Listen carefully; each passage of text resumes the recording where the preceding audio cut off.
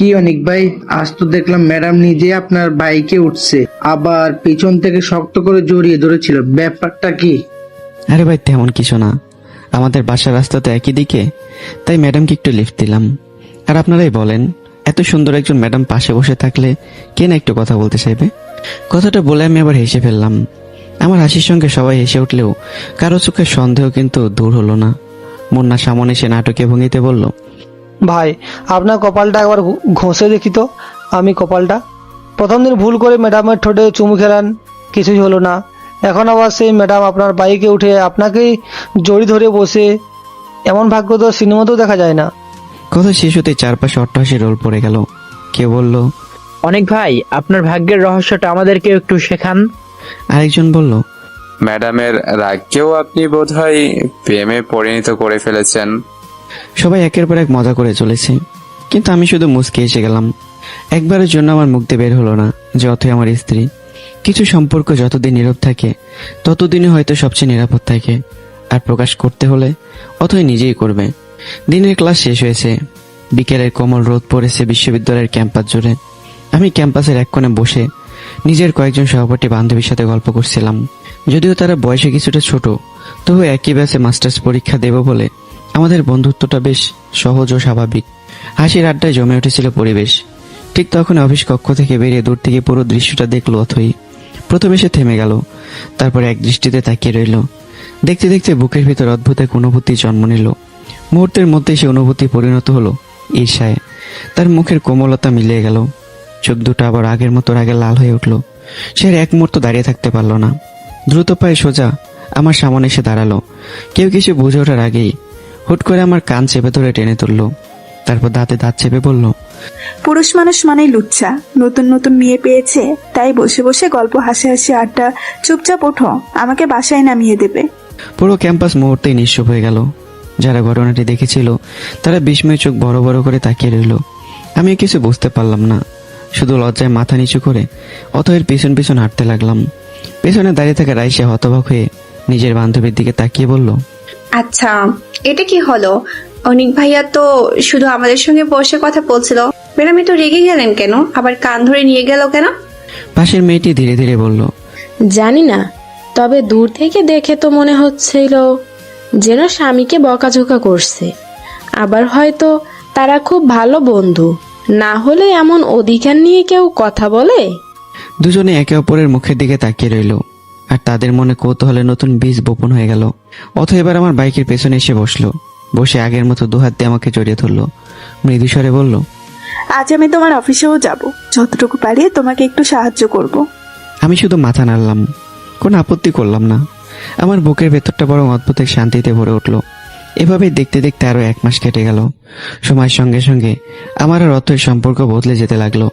যে সম্পর্কে একদিন ছিল ভুল বোঝাবুঝি, অহংকার আর দূরত্ব, সেই সম্পর্কে এখন জন্ম নিয়েছে অগাধ বিশ্বাস আর নিঃস্বার্থ ভালোবাসা।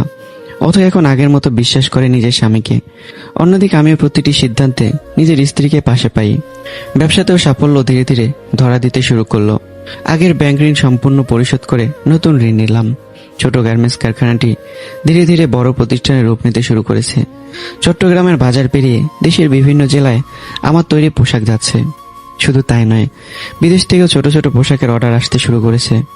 একসময়ের অসহায় যুবকটি নিজের স্বপ্নকে ধীরে ধীরে বাস্তবে রূপ দিচ্ছে। অন্যদিকে নিহার জীবন যেন ধীরে ধীরে অন্ধকারে ডুবে যাচ্ছে। সে এখন 5 মাসের অন্তঃসত্ত্বা, কিন্তু তার চোখে মুখে মাতৃত্বের আনন্দের কোনো ছাপ নেই, বরং দিন দিন বেড়েই চলেছে উদ্বেগ আর অস্থিরতা। পাবেল ইতালিতে যাওয়া 3 মাস হয়ে গেছে। এই 3 মাসে একটা বারও সে ফোন করেনি, একবারও নিজের স্ত্রীর খবর নেয়নি। নিহা অপেক্ষা করছে প্রতিদিন প্রতি রাতে, কিন্তু ফোন আসেনি। এরই মধ্যে আরেকটি বড় দুশ্চিন্তা তাদের ঘিরে ধরেছে। আমার কাছ থেকে নেওয়া 10 লক্ষ টাকা আর ধার করে জোগাড় করা আরো 5 লক্ষ, সব মিলে 15 লক্ষ টাকা পাবেলের হাতে তুলে দেওয়া হয়েছিল। এখন সেই ধার দেনার মানুষগুলো প্রতিদিন দরজায় এসে টাকা চাইছে। নিহা আর তার মার দুজনেরই রাতের ঘুম উড়ে গেছে। আর তার উপর গত কয়েকদিন ধরে মিহির আচরণ অস্বাভাবিক হয়ে উঠেছে। কোথায় যায়, কার সঙ্গে কথা বলে, কেন এত গোপনীয়তা, এইসব নিয়ে নতুন করে দুশ্চিন্তায় পড়ে গেল পুরো পরিবার। আরেকদিকে আমার বাবা মায়ের জীবনও যেন নীরবে কষ্টে ভরে উঠেছে। ছোট ছেলে আদর এখন ভালো চাকরি করে, বিয়ে করে আলাদা সংসার করেছে। বাবা মার কথা তার খুব একটা মনে পড়ে না, ইচ্ছে হলে সামান্য কিছু টাকা দেয়, না হলে খোঁজও নেয় না। সেই সামান্য টাকায় কোনো মতে ডাল ভাত খেয়ে বেঁচে আছে বৃদ্ধ বাবা মা। তাদের চোখে এখনো আশা, একদিন হয়তো ছোট ছেলে তাদের আবারও নিজের কাছে নিয়ে নেবে। কিন্তু সে আশার আলো দিন দিন ক্ষীণ হয়ে আসছে। সবকিছু দেখেও শারমিন চুপ করে থাকে, কারণ সে জানে যদি বড় ভাই অনিক এসব জানতে পারে তবে নিজের সুখ স্বপ্ন বিসর্জন দিয়ে আবারও পরিবারের বোঝা খাতে তুলে নেবে। সময় কখন যে ডানা মেলে উড়ে যায় তা কেউ বুঝতে পারে না। দেখতে দেখতে আমার মাস্টার্স ফাইনাল পরীক্ষা শুরু হয়ে গেল। একসময় যে ছেলেটা 5 বছর পড়াশোনা থেকে দূরেছিল, আর সে জীবনের হাজারো সংগ্রাম পেরিয়ে আবারও পরীক্ষার হলে বসেছে। ব্যবসার ব্যস্ততা, সংসারের দায়িত্ব, স্ত্রী, ছোট রিয়া সব সামলেও নিজের স্বপ্নটাকে আমি ছেড়ে দেইনি। সেদিন ছিল শেষ পরীক্ষা। পরীক্ষা শেষ হতে পুরো বিশ্ববিদ্যালয়ে যেন আবারও প্রাণ ফিরে পেল। কেউ ছবি তুলছে, কেউ বন্ধুদের জড়িয়ে ধরে ভবিষ্যতের পরিকল্পনা করছে, আবার কেউ শেষ দিনের আড্ডায় মেতে উঠেছে। আর কিছুদিন পর বিদায় অনুষ্ঠান, তার জন্য পরিকল্পনা চলছে। আমিও নিজের কয়েকজন সহপাঠী বন্ধু বান্ধবীদের সঙ্গে বিশ্ববিদ্যালয়ের এক কোণে দাঁড়িয়ে গল্প করছিলাম। সবাই নিজেদের পরীক্ষা নিয়ে আলোচনা করছে। ঠিক তখনই রাইসা হেসে বলল, আনিক ভাই, একটা বিষয় ভাবতে কেমন যেন লাগে। আপনি আমার থেকে 5-6 বছরের সিনিয়র, অথচ আজকে আমার সাথে মাসের ফাইনাল পরীক্ষা দিলেন। জীবনটা সত্যি কত অদ্ভুত, তাই না? কথাটা শুনে সবাই হেসে উঠল। জীবনে সবকিছু সময় মতো হয় না রাইসা, কেউ আগে পৌঁছে যায়, কেউ একটু দেরিতে। গুরুত্বপূর্ণ বিষয় হলো গন্তব্যে পৌঁছানো। আমার কথায় উপস্থিত সবাই সম্মতির হাসি হাসলো। ঠিক তখনই রাইসার চোখ চলে গেল দৌড়ে। অফিস ভবনের সামনে দাঁড়িয়ে অথই এক দৃষ্টিতে তাকিয়ে আছে। তার চোখ দুটো লাল, মুখে সেই চিরচেনা রাগের ছাপ। রাইসা মুচকি এসে ফিসফিস করে বলল, অনিক ভাই, ওই যে আপনার সেই বদরাগী ম্যাডাম দাঁড়িয়ে আছে, যেভাবে তাকিয়ে আছে আমার তো মনে হচ্ছে আজ আপনাকে জীবন তো চিবিয়ে খেয়ে ফেলবে। কথা শেষ হতে চারপাশে আবার হাসির রোল পড়ে গেল। আমিও লজ্জা মাখা হাসি নিয়ে মাথা চুলকাতে লাগলাম। এদিকে অথই আর এক মুহূর্ত দাঁড়িয়ে রইল না। রাগে হনহন করে বিশ্ববিদ্যালয়ের গেটের দিকে হাঁটতে শুরু করলো। আমি বুঝতে পারলাম ঝড় আসছে। আমি তাড়াতাড়ি পার্কিং এ গিয়ে নিজের বাইক বের করলাম। ততক্ষণ অথই বিশ্ববিদ্যালয়ের গেট পেরিয়ে অনেকটা দূরে চলে গেছে। আমি দ্রুত বাইক চালিয়ে তার সামনে গিয়ে দাঁড়ালাম। বাইক থামতে অথই ভুরু কুঁচকে বলল, আমার জন্য কেন দাঁড়িয়ে আছো? যাও না তোমার সেই কম বয়সী বান্ধবীদের কাছে, ওদের সঙ্গে আড্ডা দাও। আমি বুঝতে পারলাম এটা রাগ নয়, এটা ভালোবাসার ঈর্ষা। আমার ঠোঁটে অজান্তে একটা হাসি ফুটে উঠল। আমার স্ত্রীকে দেখে বিশ্ববিদ্যালয়ের শিক্ষক থেকে শুরু করে ছাত্র সবাই পাগল। এমন রূপবতী, এমন গুণবতী একজন স্ত্রী ঘরে রেখে আমি অন্য কারো দিকে তাকাবো? আমার চোখে তো এখন শুধু একজনই আছে। চলো ওঠো, আজকে আবার রাগ করে হাঁটতে হাঁটতে অফিসে যাওয়ার কোনো দরকার নেই। অথই মুখ ঘুরিয়ে রাখলেও ঠোঁটের কোণে লুকিয়ে রাখা হাসিটা আর চাপতে পারল না। চুপচাপ বাইকের পেছনে উঠে আগের মতো দুহাত দিয়ে আমাকে শক্ত করে জড়িয়ে ধরল। বাইকটা শহরের রাস্তা পেরিয়ে এসে থামলো আমার গার্মেন্টস ফ্যাক্টরির সামনে। মাত্র 1 বছরের দৃশ্যপট যেন পুরো বদলে গেছে। যে ছেলেটার হাতে একদিন পুঁজি বলতে ছিল শুধু স্বপ্ন আর অদম্য ইচ্ছা শক্তি, আজ তার প্রতিষ্ঠানে 5 শতাধিক মেশিন একসঙ্গে কাজ করছে। শত শত শ্রমিকের কর্মস্থান হয়েছে। দেশের বাজার ছড়িয়ে বিদেশেও যাচ্ছে আমার তৈরি পোশাক। নিজের উপার্জনের টাকা একটি গাড়িও কিনেছি, নিজের একটি বাড়ি তৈরি করেছি। অল্প সময়ের মধ্যে ব্যবসায়ী মহলে অনেক নাম সম্মানের সঙ্গে উচ্চারিত হতে শুরু করেছে। সবকিছুর নৈপথ্যে ছিল পরিশ্রম। আমার পাশে ছিল একজন মানুষের অটল বিশ্বাস, অথই। দুজন স্বামী স্ত্রীর পাশাপাশি হেঁটেই অফিসের ভিতরে ঢুকতেই দুজনেই চমকে দাঁড়ালাম। সোফায় বসে আছেন আনিসুর রহমান। তাকে দেখে অথয়ের মুখ মুহূর্তের মধ্যে শক্ত হয়ে গেল। চোখে জ্বলে উঠল পুরনো অভিমান। সে একটু দ্বিধা না করে বলল, মিস্টার আনিসুর রহমান, আপনি এখানে কেন এসেছেন? এটা আমার স্বামীর অফিস। আপনাকে এখানে দেখে আমার একদমই ভালো লাগছে না, নাকি আমাদের উন্নতি দেখে সহ্য হচ্ছে না? আবার এসেছেন আমার স্বামীর কানে আমার বিরুদ্ধে বিষ ঢালতে? পুরো অফিস নিস্তব্ধ হয়ে গেল। আনিসুর রহমান শুধু মৃদু এসে তাকিয়ে রইলেন। আমি হতভম্ব হয়ে অথয়ের দিকে তাকিয়ে বললাম, অথই, এটা কি ধরনের কথা? উনি তোমার বাবা, আমারও বাবা। মুরব্বীদের সঙ্গে এভাবে কথা বলতে নেই। অথই কোনো ভ্রুক্ষেপ করলো না। সে দৃঢ় কণ্ঠে বলল, অনেক, তুমি চুপ থাকবে? যে মানুষ আমার স্বামীকে অপমান করেছে তাকে আমি বাবা বলে মানতে পারি না। আমার স্বামীর সম্মান যেখানে নেই সেখানে আমারও কোনো সম্পর্ক নেই। কথাগুলো যেন সোজা গিয়ে আঘাত করলো আমার হৃদয়ে। আমার চোখের কোন অজান্তে জল চিকচিক করে উঠল। একদিন যে মেয়েটা আমাকে ফকির বলে অপমান করেছিল, আর সেই মেয়েটি আমার সম্মানের জন্য নিজের বাবার বিরুদ্ধে দাঁড়িয়ে গেছে। এর সে বড় প্রাপ্তির কি হতে পারে? আনিসুর রহমান ঠোঁটের কোণে মৃদু হাসি টেনে বললেন, না, এসেছে শুধু দেখতে সেই ফকির আর ফকিন্নির বউ কেমন আছে। আজ প্রায় 1 বছর হয়ে গেল। ভাবছিলাম কবে আমার কাছে হাত পাততে আসবে। কিন্তু দেখছি তোরা তো বেশ ভালোই আছিস। এখন আর তোদের ফকির বলা যায় না। কথাগুলো শুনেই অথয়ের বুকের ভেতরটা যেন আগুনে জ্বলে উঠল। সে দাঁতে দাঁত চেপে বলল, প্রয়োজন হলে আমি আর আমার স্বামী শুধু পান্তা ভাত খেয়েই বেঁচে থাকবো, তবুও আপনার কাছে কোনোদিন হাত পাতবো না। যে মানুষ আমার স্বামীকে অসম্মান করে তাকে সম্মান দেখানোর প্রয়োজন আমি অনুভব করি না। কথাগুলো শুনে আনিসুর রহমান আর নিজেকে সামলাতে পারলেন না। তার ঠোঁটে চাপা হাসি ফুটে উঠল, একই সঙ্গে চোখের কোণ ভিজে উঠল অশ্রুতে। এই দৃশ্যটা আমার চোখ এড়ালো না। আমি অবাক হয়ে শ্বশুরের মুখের দিকে তাকিয়ে রইলাম। মনে মনে প্রশ্নের পর প্রশ্ন জাগতে লাগলো। এ কেমন মানুষ উনি? মুখে হাসি অথচ চোখে জল। অথয়ের প্রতিটি কথায় উনি যেন কষ্ট পাচ্ছেন না, বরং আনন্দ পাচ্ছেন। তাহলে এতদিন ধরে উনি আসলে কি চাইছিলেন? আমার বুকের ভিতর অজানা এক রহস্য ধীরে ধীরে মাথা তুলে দাঁড়ালো। আমি অনুভব করলাম আনিসুর রহমানের এই খেলায় এখন অনেক অজানা অধ্যায় বাকি আছে। অথই মুখ ফিরিয়ে নিল, ঠোঁট শক্ত করে চেপে ধরে রাগে কাঁপা কণ্ঠে বলল, তো মিস্টার আনিসুর রহমান, আমাদের দেখা হয়েছে, আমাদের উন্নতি দেখেছেন, এবার আসতে পারেন। আমি আমার স্বামী আর সন্তানকে নিয়ে খুব ভালো আছি। কথাটা শুনে আনিসুর রহমানের ঠোঁটের কোণে ধীরে একটা হাসি ফুটে উঠল। সেই হাসির আড়ালে লুকিয়ে ছিল এক অদ্ভুত তৃপ্তি। তিনি শান্ত গলায় বললেন, মিসেস অথই, একটা কথা ভুলে যেও না, আমি তোমার বাবা। আর আজ যে স্বামীর জন্য তোমার চোখে এত ভালোবাসা, এত গর্ব, সেই মানুষটার হাতে কিন্তু তোমাকে আমি তুলে দিয়েছিলাম। এক মুহূর্তের জন্য অথই চুপ করে রইল। তারপর দুহাত বুকের ওপর ভাঁজ করে দাঁড়িয়ে গম্ভীর দৃষ্টিতে তার বাবার দিকে তাকালো। ধীরে ধীরে বলল, ঠিক সেই কারণেই আপনাকে অসংখ্য ধন্যবাদ বাবা। জীবনে প্রথমবারের মতো আপনি আমার জন্য সবচেয়ে কঠিন সিদ্ধান্ত নিয়েছিলেন। এমন একজন মানুষকে আমার জীবনের সঙ্গী বানানোর জন্য আমি আপনার কাছে কৃতজ্ঞ। একটু থেমে আবারও বলল, এখন আপনি যেতে পারেন। আমি পাশ থেকে সব শুনছিলাম। শ্বশুরের এই অদ্ভুত কথোপকথনে আমি অসুস্থ অনুভব করছিলাম। আমি একটু এগিয়ে গিয়ে অথইকে বললাম, অথই, এভাবে বলো না, উনি তোমার বাবা, আমারও বড়। উনি আমার বিরুদ্ধে তোমাকে কি বলেছেন, কি করেননি আমি জানি না, আমি জানতেও চাই না। এসব নিয়ে আর কথা বাড়িয়ে লাভ নেই।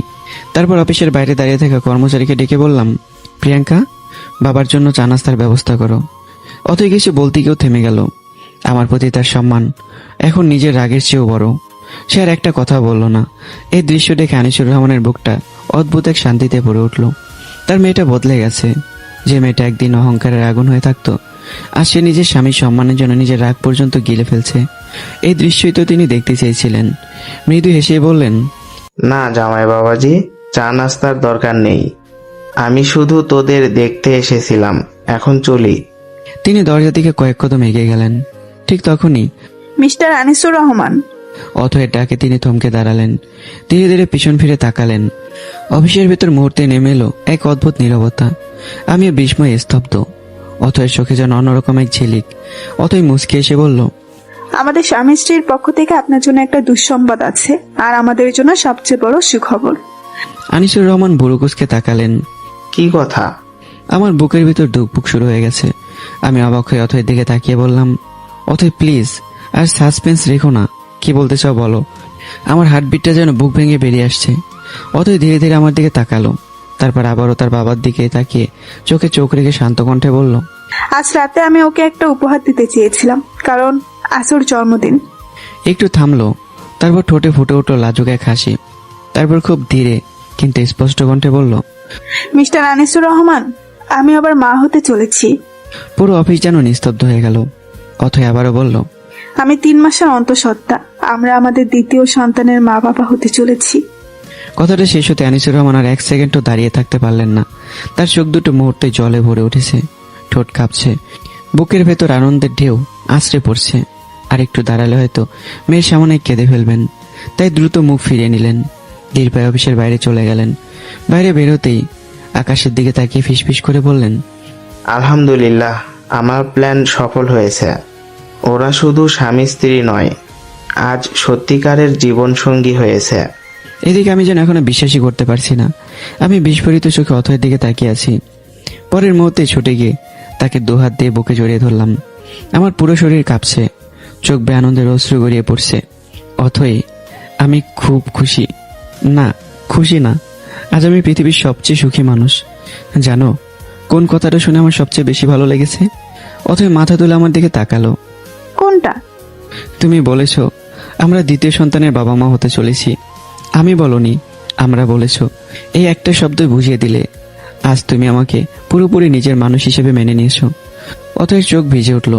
সে আবার আমাকে জড়িয়ে ধরলো, বুকের উপর মাথা রেখে ফিসফিস করে বলল, জানো অনেক, একজন নারীর জীবনের সবচেয়ে বড় পুরস্কার কি? আমি মুচকে এসে তার চুলে হাত বুলিয়ে দিলাম। কি? অথই চোখ বন্ধ করে বলল, একজন নারী যদি তার জীবনের একজন দায়িত্বশীল, সৎ, আত্মসম্মানবোধ পুরুষকে স্বামী হিসেবে পায়, সেটাই তার জীবনের সবচেয়ে বড় পুরস্কার। একটু থেমে আরো শক্ত করে আমাকে জড়িয়ে ধরলো। আর আমি সেই পুরস্কারটা পেয়েছি, তুমি আমার স্বামী। এটাই আমার জীবনের সবচেয়ে বড় পাওয়া। আমি সত্যিই ভাগ্যবতী। আমার বুকটা গর্বে ভরে উঠলো, চোখের কোণে জল চিকচিক করছে। মনে মনে দীর্ঘ শ্বাস ফেলে ভাবলাম, 3 বছরের সংসারে নিহা কোনোদিন আমাকে এভাবে সম্মান দেয়নি, কোনোদিন আমার পাশে দাঁড়ায়নি, কোনোদিন আমার সাফল্য নিয়ে গর্ব করেনি। আর আজ অথই আমার হাত ধরে পুরো পৃথিবীর সামনে বলতে পারছে আমি তার গর্ব, আমি তার সম্মান। হয়তো এটাই প্রকৃত ভালোবাসা। অনেকক্ষণ একে অপরকে শক্ত করে জড়িয়ে থাকার পর ধীরে ধীরে নিজেদের বাস্তবতায় ফিরে এলাম আমি ও অথই। অফিসের শেষ ফাইলটাতে স্বাক্ষর করে দুজন পাশাপাশি বেরিয়ে এলাম। বাইরে তখন সন্ধ্যার নরম আলো, পশ্চিম আকাশে লালচে সূর্যটা ধীরে ধীরে অস্ত যাচ্ছিল। গাড়ির জানালার বাইরে তাকিয়ে অথই মৃদু এসে বসে আছে, আর আমি মাঝে মধ্যে আর চোখে নিজের স্ত্রীকে দেখছি। এই ছোট ছোট মুহূর্তগুলো যেন আমাদের কাছে পৃথিবীর সবচেয়ে দামি সুখ। অবশেষে গাড়ি এসে থামলো বাসার সামনে। দরজা খুলে ভেতরে পা রাখতেই পাশের রুম থেকে ছোট্ট পায়ে টুকটাক শব্দ ভেসে এলো। পরের মুহূর্তে রিয়া দৌড়ে এসে দুহাত উঁচু করে চিৎকার করে উঠল। এক লাফে অথয়ের কোলে উঠে পড়ল সে। অথয় দুহাতে তাকে বুকে জড়িয়ে নিল। মেয়েটার নরম গাল নিজের গালে ঘষে আদর করতে করতে তার বুকটায় অদ্ভুত এক প্রশান্তিতে ভরে উঠল। অথয় মনে মনে ভাবল, এই ছোট্ট মানুষটাকে একদিন আমি নিজের সন্তান বলতে দ্বিধা করতাম, আর আজ ওকে ছাড়া একটা দিনও কল্পনা করতে পারি না। আমি দূরে দাঁড়িয়ে সেই দৃশ্য দেখছিলাম। আমার ঠোঁটের কোন অজান্তে একটা তৃপ্তির হাসি ফুটে উঠল। মনে মনে শুধু বললাম, আলহামদুলিল্লাহ, আমার পরিবারটা সত্যি পূর্ণ হয়েছে। রাতের খাবার শেষে 3 জন মিলে গল্প করলাম। রিয়াকে ঘুম পাড়িয়ে দিয়ে আমি আর অথই নিজেদের রুমে চলে এলাম। রুমের বাতি নিভে খাটে শুতে গিয়েই আমি অবাক হয়ে গেলাম। অথই আজ অন্যদিনের মতো আমার বুকে মাথা রাখেনি, বরং মুখ ফিরিয়ে একেবারে অন্য পাশে শুয়ে আছে। কি হলো আমার রাগী ম্যাডাম, আজকে আবার দেয়ালের দিকে মুখ করে শুয়ে আছো কেন? আসো না, আমার বউটাকে একটু আদর করি। এই বলে আমি অথইকে নিজের দিকে ফিরিয়ে নিতে হাত বাড়াতেই জাটকাতে আমার হাত সরিয়ে দিল। ভান করার আগে চোখ দুটো গোল করে বলল, একদম আমাকে টাচ করবে না, আর যদি একবার আমাকে ছুতে আসো তাহলে কিন্তু তোমার খবর আছে। আরে আমার অপরাধটা কি? অথই ঠোঁট ফুলিয়ে বলল, বিকেলে তোমার সেই বান্ধবীদের সঙ্গে দাঁড়িয়ে দাঁড়িয়ে এত হাসাহাসি করছিলে কেন? ওরা আমার বান্ধবী না, ক্লাসমেট। আজ ফাইনাল পরীক্ষা শেষ হয়েছে, কাল বিদায় অনুষ্ঠান। এরপর হয়তো জীবনের কোনোদিন দেখা হবে না। এত ব্যাখ্যা আমাকে দিতে হবে না, আমার আদালতের রায় হয়ে গেছে। কি রায়? অথই গাল ফুলিয়ে বলে, আগামী 3 মাস তুমি আমার থেকে দূরে থাকবে, এটাই তোমার শাস্তি। 3 মাস? দুঃখিত ম্যাডাম, এই রায় আমি মানতে পারছি না বলে মুহূর্তের মধ্যে অথইকে নিজের দিকে টেনে নিলাম। অথই কিছু বুঝে ওঠার আগেই আমি তার ঠোঁটে নিজের ঠোঁট ছুঁয়ে দিলাম। অথই প্রথমে ভান করে একটা আপত্তি জানালেও পরক্ষণে চোখ বন্ধ করে দিল। ধীরে ধীরে অভিমান করলে ভালোবাসায় পরিণত হলো। একটি স্পর্শের পর আরেকটি স্পর্শ, একটি অনুভূতির পর আরেকটি অনুভূতি। দুটো হৃদয় আবারও একে অপরে ভালোবাসায় ডুবে গেল। রাতের নীরবতার সাক্ষী হয়ে রইল আমাদের নিঃশব্দ ভালোবাসার। পরদিন ভোর, জানালার ফাঁক দিয়ে সূর্যের প্রথম আলো এসে পড়ছে ঘরের ভেতর। অথইর ঘুম ভাঙতে সে কিছুক্ষণ চুপচাপ আমার দিকে তাকিয়ে রইল। ঘুমন্ত মানুষটাকে আজ অসম্ভব শান্ত লাগছে। মৃদু এসে ঝুঁকে পড়ে সে আমার কপালে আলতো করে একটা চুমু এঁকে দিল। তারপর নিঃশব্দে উঠে ফ্রেশে নাস্তা তৈরি করলো, নিজেও তৈরি হলো, ছোট রিয়াকেও সুন্দর করে সাজিয়ে দিল। সবকিছু শেষ করে যখন আমার ঘুম ভাঙলো তখন চোখ খুলে আমি অবাক। দুজন মামে যেন কোথাও বেড়াতে যাওয়ার জন্য প্রস্তুত। কি ব্যাপার, 2 রাজকন্যা এত সকালে এমন সাজুগুজু করেছে কেন? কোথাও যাবে নাকি? অথই হাত কোমরে রেখে বলল, রাতে সব ভুলে গেছো নাকি? আজ তোমাদের বিদায় অনুষ্ঠান। ও ঠিকই তো। তারপর রিয়ার দিকে তাকিয়ে বললাম, কিন্তু রিয়াকে তো তুমি আগে কখনো বিশ্ববিদ্যালয়ে নিয়ে যাওনি। অথই মুচকে এসে বলল, আগে যেতাম ক্লাস নিতে, এখন যাচ্ছি আমার স্বামীর বিদায় অনুষ্ঠানে। আজ আমার মেয়েও যাবে। কিছুক্ষণ পর সকালে নাস্তা শেষ করে 3 জনই প্রস্তুত হয়ে বেরিয়ে এলাম। আজ অথই শ্বাসটা যেন অন্য সব দিনের চেয়ে আলাদা। গাঢ় নীল শাড়ি, তার সঙ্গে মিলে নীল হিজাব, চোখে গভীর কাজল, ঠোঁটে হালকা লাল লিপস্টিক, সাথে মাতৃত্বের কোমল আভা আর ভালোবাসার নির্মল হাসি। তাকে দেখে সত্যিই মনে হচ্ছে নীল আকাশ ভেদ করে কোনো স্বর্গপুরী পৃথিবীতে নেমে এসেছে। আমি অনেকক্ষণ এক দৃষ্টিতে তাকিয়ে রইলাম, তারপর বললাম, অথই, তোমাকে যেভাবে বিশ্ববিদ্যালয়ে যেতে দিতে আমার একদম ইচ্ছে করছে না। অথই অবাক হয়ে বলল, কেন? আমাকে কি খুব খারাপ লাগছে? সুন্দর লাগছে না? তার কণ্ঠে অভিমান স্পষ্ট। আমি এসে মাথা নাড়লাম, তারপর ধীরে ধীরে অথয়ের দুই গাল নিজের হাতে নিয়ে বললাম, সুন্দর এই শব্দটা তোমার জন্য খুবই ছোট। তোমাকে দেখে মনে হচ্ছে আমি যেন কোনো স্বপ্ন দেখছি। মনে হচ্ছে একটু পরে ঘুম ভেঙে যাবে আর আমি আমার পরিটাকে হারিয়ে ফেলবো। আর পুরো বিশ্ববিদ্যালয় অর্ধেক ছেলে তো এর আগেই তোমার প্রেমেই পাগল। আর যদি তুমি এভাবে পরি সেজে যাও, তাহলে হয় সবাই আবার নতুন করে ক্রাশ খাবে, না আমার বউকে কিডন্যাপ করার প্ল্যান করবে। কথাটা শুনে অথই লজ্জা একেবারে টুকটুকে লাল হয়ে গেল। মাথা নিচু করে আমার বুকে আলতো করে ঘুষি মেরে আমাকে জড়িয়ে ধরলো। লজ্জামুখে কণ্ঠে আবার বলল, উফ, তুমি না একদম অসহ্য। এত প্রশংসা করো কেন? আমার খুব লজ্জা লাগে। আমি মুচকে এসে তার কানের কাছে মুখ নিয়ে বললাম, এই যে আমার আগে বউটা লজ্জা পেয়ে এভাবে আমাকে জড়িয়ে ধরছে। এভাবে থাকলে কিন্তু আমার আবারও দুষ্টুমি করতে ইচ্ছে করবে। অথই সঙ্গে সঙ্গে কয়েকটা আলতো ঘুষি বসিয়ে দিল আমার বুকে। বদমাইশ, 1 নম্বরে লুচ্চা। সুযোগ পেলেই শুধু লুচ্চা আমি হো হো করে এসে উঠলাম। পরের মুহূর্তে অথই এসে ফেললো।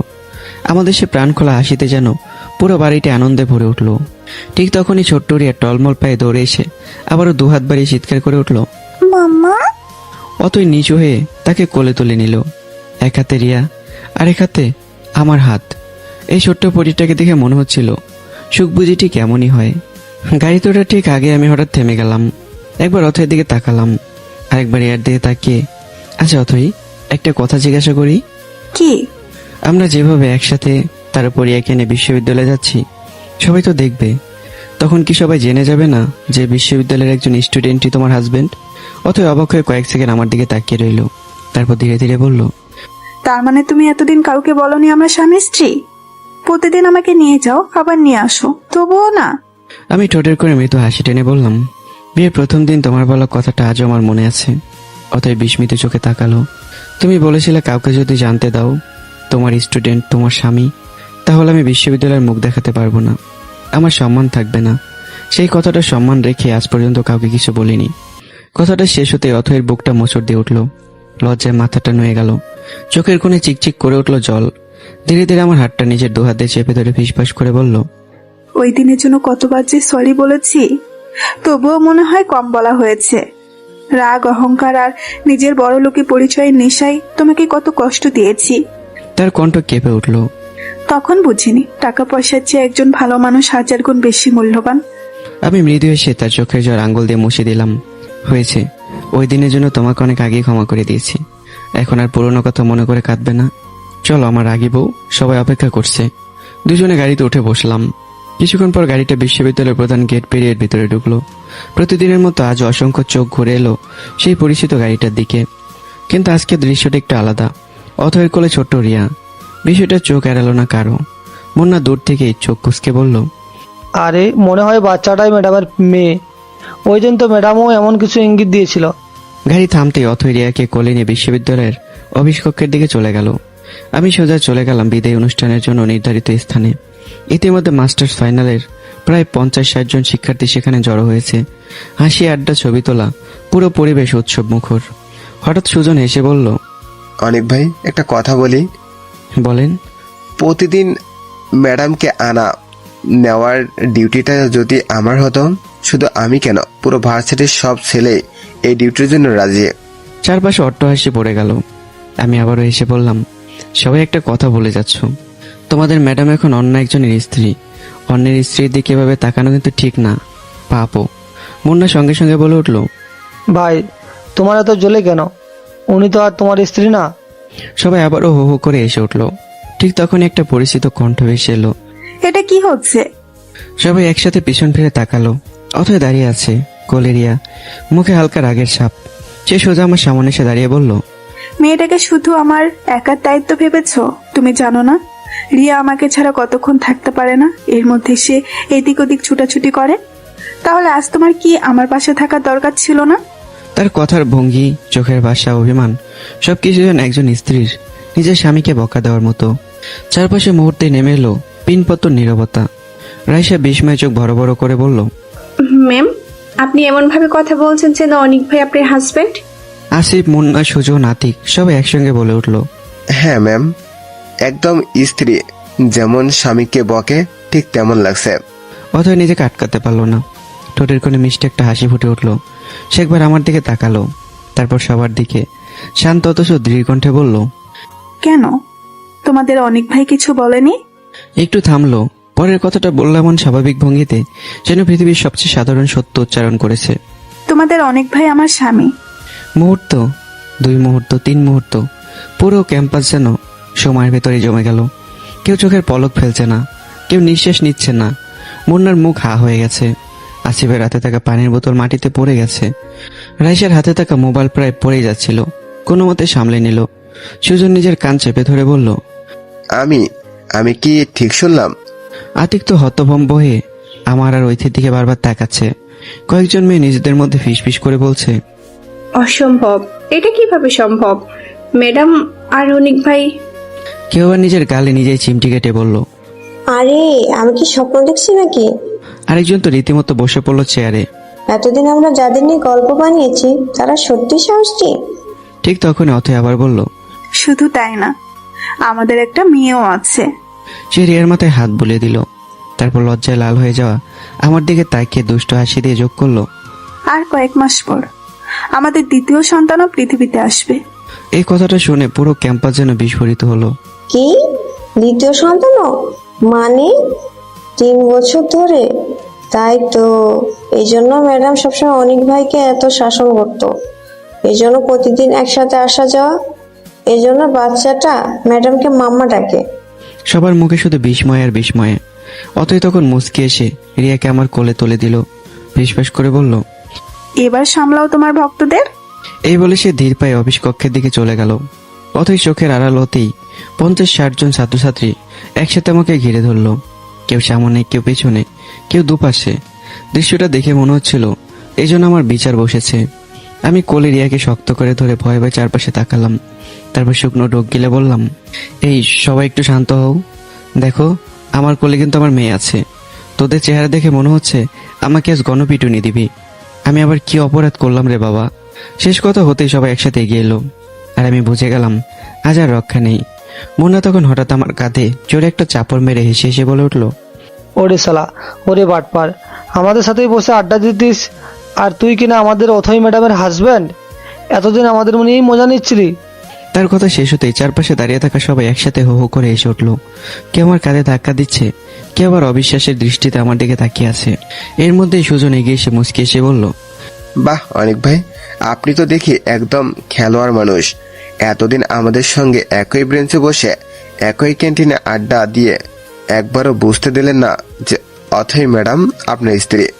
নিজের স্ত্রীকে নিজেই কিস করে রাতারাতি পুরো ভার্সিটিতে ফেমাস হয়ে গেলেন, আর আমরা কিছুই টের পেলাম না। আবারও হাসির রোল পড়ল। আসিফ এবার নাটকীয় ভঙ্গিতে দুহাত কোমরে রেখে বলল, বাহ অনিক ভাই, তলে তলে এত কিছু বললেন আপনি। স্বর্গের পরীর মতো সুন্দরী এত রাগী একটা মেয়েকে পটালেন কিভাবে?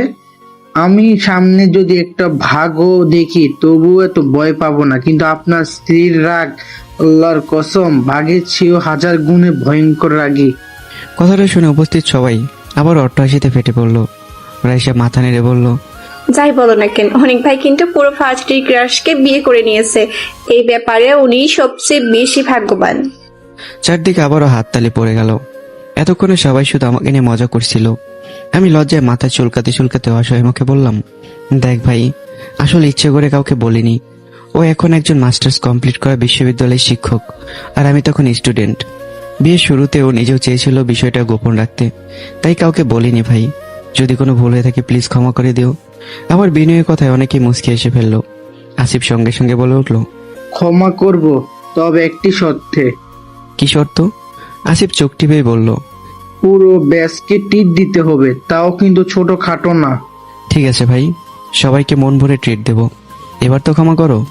এই তো আমাদের অনেক ভাই। একসঙ্গে সবাই চিৎকার করে উঠল। হাসি ঠাট্টা খুনসুটি আর আনন্দে সেদিনের বিদায় অনুষ্ঠান শেষ হলো। কথা রাখলাম আমিও। পুরো ব্যাচের বন্ধু বান্ধবদের নিয়ে শহরের একটি অভিজাত 5 তারকা হোটেলে জমকালো আপ্যায়নের ব্যবস্থা করলাম। সেদিন সেই আনন্দঘন মুহূর্তগুলো সবাই অনেকদিন পর্যন্ত মনে রেখেছিল। সময় কখনো কারোর জন্য থেমে থাকে না। দিন গড়িয়ে সপ্তাহ, সপ্তাহ পেরিয়ে মাস, দেখতে দেখতে অথয়ের গর্ভধারণের 6 মাস পূর্ণ হয়ে গেল। তার মুখ জুড়ে এখন মাতৃত্বের এক অপার্থিব আভা। অন্যদিকে নিহার গর্ভের 8 মাস চলছে। পাবেল ইতালি যাওয়ার প্রায় 7 মাস পার হয়ে গেছে, কিন্তু এই দীর্ঘ 7 মাসে একবারের জন্য সে ফোন করেনি, একবারও খোঁজ নেয়নি নিজের গর্ভবতী স্ত্রীর। প্রথমে নিহা ভেবেছিল হয়তো বিদেশে গিয়ে খুব ব্যস্ত হয়ে পড়েছে, হয়তো নতুন কাজের চাপে সময় পাচ্ছে না। কিন্তু সময় যত গড়াতে লাগলো, তার বুকের ভেতর অস্থিরতা তত বাড়তে লাগলো। এর মধ্যে আরো ভয়ঙ্কর এক সত্য সামনে চলে এলো। নিহার ছোট বোন মিহির আচরণ বেশ কিছুদিন ধরে অস্বাভাবিক লাগছিল। দিনকে দিন যখন তার পেট বড় হতে থাকে, তখন সবাই বুঝতে পারে সেও অন্তঃসত্ত্বা। অনেক চাপ, অনেক প্রশ্ন আর অসংখ্য কান্নার পর অবশেষে একদিন মিহি মাথা নিচু করে সত্যিটা স্বীকার করলো। কাপা কণ্ঠে সে বলল, আমার গর্ভের সন্তানের বাবা আর কেউ নয়, পাবেল ভাই, আপুর স্বামী। এক মুহূর্তে যেন পুরো পৃথিবী থমকে গেল। নিহা আর তার মা দুজনে পাথরের মতো স্থির হয়ে গেলেন। কারো মুখ দিয়ে একটা শব্দ বের হলো না। তারপর ধীরে ধীরে তাদের কাছে সবকিছু পরিষ্কার হয়ে গেল। পাবেল শুধু নিহাকে নয়, চতুরতার সঙ্গে দু বোনকে নিজের ফাঁদে ফেলেছিল। তাদের ভালোবাসা, বিশ্বাস, সরলতা সবকিছু ব্যবহার করেছে। তাদের কাছ থেকে টাকা পয়সা হাতে নিয়েছে, তারপর বিদেশ পালিয়ে গিয়েও আর একবার ফিরেও তাকায়নি। এদিকে ধার দেনার বোঝায় ধীরে ধীরে ভেঙে পড়তে লাগলো পুরো পরিবার। নিহার বাবা আবিরের একারে সংসার চালানো কঠিন হয়ে পড়ছিল। তার উপর মানুষের ধার শোধ করা প্রায় অসম্ভব। তাই বাধ্য হয়ে আবির একটির পর একটা কোম্পানিতে অতিরিক্ত কাজ খুঁজতে শুরু করলো। দিনরাত পরিশ্রম, চাকরি আর পাওয়া যাচ্ছিল না। অন্যদিকে আমার পরিবারও দিন দিন করুণ হয়ে উঠছিল। ছোট ছেলে আদর এখন প্রায় পুরোপুরি বাবা মায়ের দায়িত্ব এড়িয়ে গেছে। আগে যতটুকু খরচ দিত, এখন সেটা অনেক কমিয়ে দিয়েছে। অভাবের তাড়নায় আমার বাবা বাধ্য হয়ে একটা ব্যাংকে নিরাপত্তা রক্ষীর চাকরি নিয়েছেন। বৃদ্ধ বয়সে সারাদিন ইউনিফর্ম পরে দাঁড়িয়ে ডিউটি করতে করতে তার শরীর ভেঙে পড়লেও সংসারের দায়িত্বের কাছে তিনি হার মানেননি। আমার মা বহুবার আদরের বাড়িতে গেছেন, ভেবেছেন হয়তো আজ ছেলে একটু ভালোভাবে কথা বলবে, কিন্তু প্রতিবারই অপমানিত হয়ে ফিরে আসতে হয়েছে। কখনো দরজা থেকে ফিরিয়ে দেওয়া হয়েছে, কখনো অপমান করে বাড়ি থেকে বের করে দেওয়া হয়েছে। অথচ যে ছেলের জন্য একসময় বুকে রক্ত পানি করেছিলেন, আর সেই ছেলেই তাদের সবচেয়ে বড় কষ্টের কারণ। এদিকে শারমিন নিজের মতো করে সবকিছু সামলে নিচ্ছে। প্রতিদিন সকালে সে বড় ভাই আমার বাসায় চলে আসে, সারাদিন রিয়ার সঙ্গে খেলাধুলা করে, অতএকে সংসারের কাজে সাহায্য করে। রাত হলে খাওয়া দাওয়া করে বাবা মায়ের বাড়িতে ফিরে যায়। আমি প্রায় তার হাতে টাকা দিই, বাজার কিংবা নিত্য প্রয়োজনীয় জিনিসপত্র তুলে দিই। শারমিন সেগুলো নিঃশব্দে বাবা মার কাছে পৌঁছে দেয়, কিন্তু একটা কথাও বলে না এসব তার বড় ভাই দিয়েছে। কারণ সে খুব ভালো করেই জানে, যেদিন আমি জানতে পারবো আমার বৃদ্ধ বাবা ব্যাংকে নিরাপত্তা রক্ষী চাকরি করছেন, মা অভাবের সঙ্গে যুদ্ধ করছেন, সেদিন সব বলে আবারও সে পরিবারের জন্য নিজের জীবন উজাড় করে দেব। আর শারমিন চায় না তার ভাই আবারও সেই পুরনো বিশ্বাসঘাতকতার আগুনে নিজেকে পুড়িয়ে ফেলুক। তাই বুক ভরা কষ্ট নিয়েও সে নীরবে সবকিছু সহ্য করে যাচ্ছে। এদিকে আমার জীবনে যেন ধীরে ধীরে আল্লাহর রহমতের দরজাগুলো একের পর এক খুলে যেতে লাগলো। অগণিত পরিশ্রম, নির্ঘুম রাত, অদম্য ধৈর্য আর নিজের মেধার সমন্বয়ে আমার গার্মেন্টস ব্যবসা প্রতিদিনই নতুন উচ্চতায় পৌঁছাতে শুরু করলো। দেশের বাজারে আজ আমার তৈরি পোশাকের চাহিদা তো ছিলই, এখন বিদেশের বাজারেও আমার ডিজাইন করা T shirt, pant, casual collection ব্যাপক সাড়া ফেলতে শুরু করেছে। ফ্যাশন জগতের অনেকে বলতে শুরু করলো, বাংলাদেশের এই তরুণ উদ্যোক্তার ডিজাইনে আলাদা একটা স্বকীয়তা আছে। একের পর এক বিদেশি ক্রেতা যোগাযোগ করতে লাগলো। ঠিক এমন সময় একটি আন্তর্জাতিক পোশাক প্রস্তুতকারী প্রতিষ্ঠানের প্রতিনিধি দল আমাকে যে কোম্পানিতে আমন্ত্রণ করে, সেখানে আমি গেলাম। দীর্ঘ কয়েক ঘন্টা মিটিং, প্রেজেন্টেশন, আলোচনা শেষে বিদেশি প্রতিষ্ঠানের প্রধান নির্বাহী কর্মকর্তা সিউ মৃদু হেসে আমার দিকে একটা ফাইল বাড়িয়ে দিয়ে বললেন, মিস্টার অনিক, আমরা আপনার কাছ থেকে পর্যবেক্ষণ করছি। আপনার কোয়ালিটি, সময়নিষ্ঠতা এবং ডিজাইন আমাদের মুগ্ধ করেছে। তাই আমরা চাই আমাদের পরবর্তী প্রজেক্টটি আপনার কোম্পানি সম্পূর্ণ করুক। আমি ভদ্রভাবে ফাইলটি হাতে নিলাম। ফাইল খুলতে আমার চোখ বিস্ময়ে বড় হয়ে গেল। প্রজেক্টের মূল্য 1000 কোটি টাকা। কয়েক সেকেন্ড আমি নিশ্চুপ হয়ে বসে রইলাম। এত বড় অঙ্কের কাজ নিজেকে সামলে নিয়ে আমি বিনয়ের সঙ্গে বললাম, স্যার, সত্যি বলতে আমার কোম্পানির বর্তমান সক্ষমতা অনুযায়ী 3 মাসের মধ্যে এত বড় প্রজেক্ট শেষ করা সম্ভব নয়। তাছাড়া এত বিশাল কাজ শুরু করতে প্রচুর মূলধনের প্রয়োজন হবে।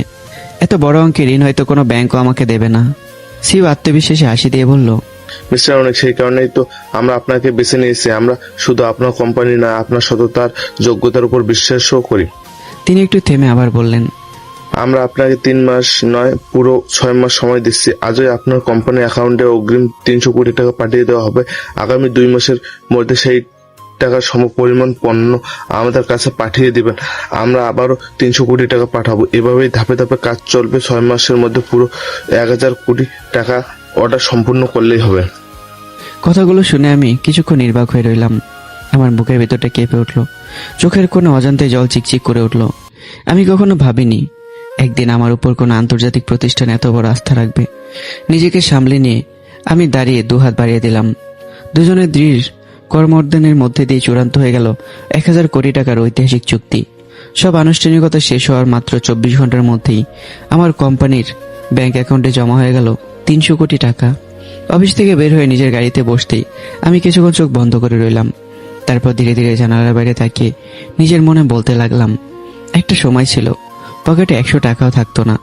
হোটেলের সামনে দাঁড়িয়ে ভাবতাম, আজকে 1 প্লেট ভাত খেতে পারবো। অনেকদিন শুধু ক্ষুধা নিয়ে ঘুমিয়েছি।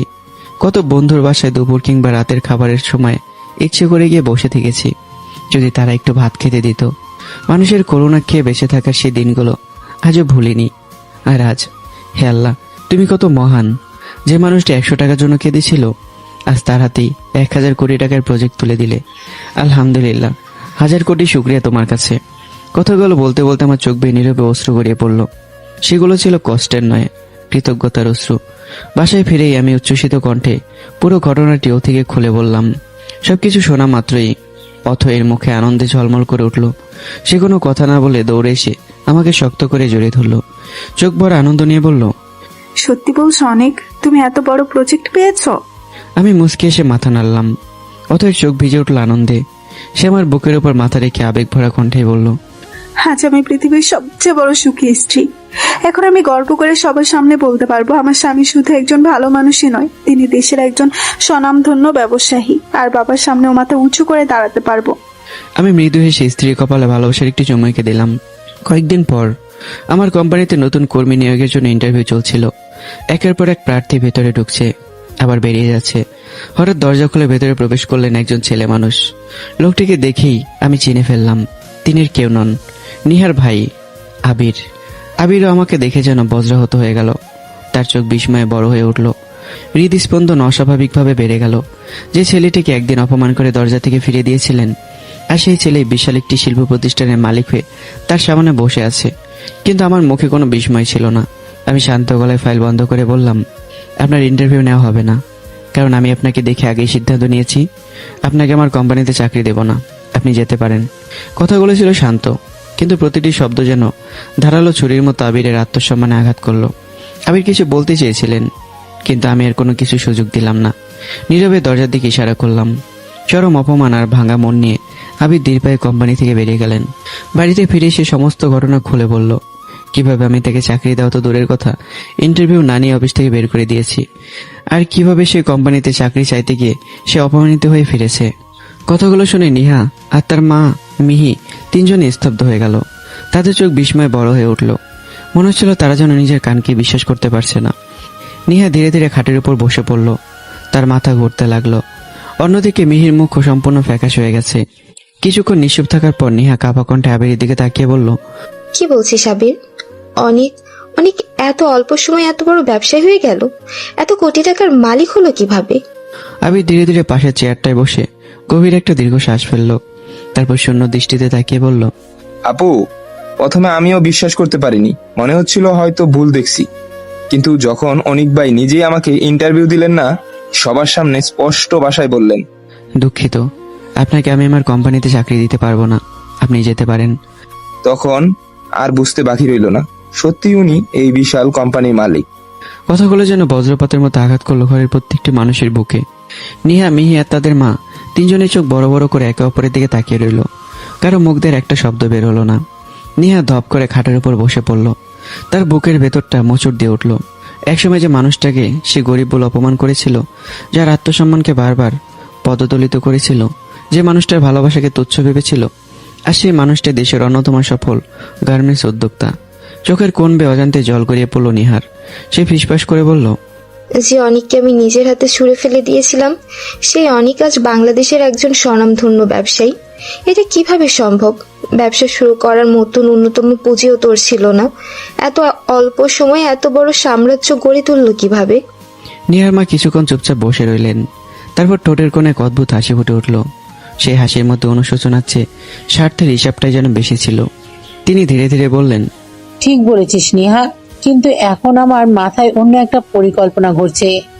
মিহি আর নিহা একই সঙ্গে তাকালো। কি পরিকল্পনা মা?